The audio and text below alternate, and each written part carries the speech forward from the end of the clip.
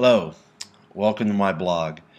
Now, as most of you probably know, the embassies in the Middle East, America's embassies in the Middle East, have been attacked. Our ambassador has been killed. And President Obama has basically apologized to the Muslim world for some film criticizing Muhammad that no one's really seen.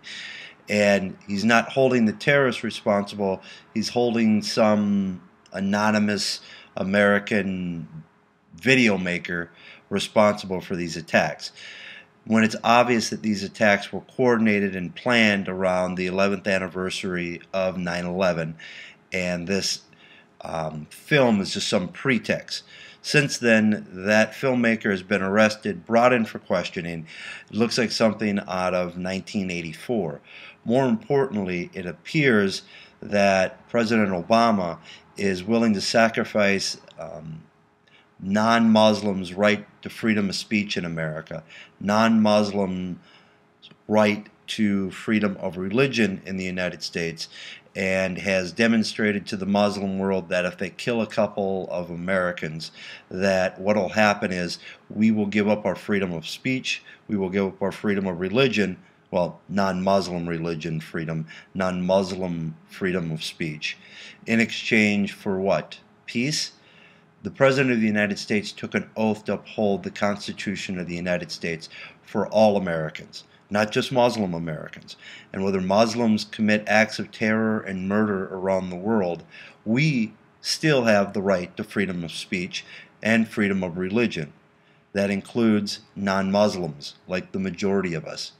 So apologizing and arresting people who criticize Muhammad is not the hope and change the average American wanted when they voted for Barack Obama.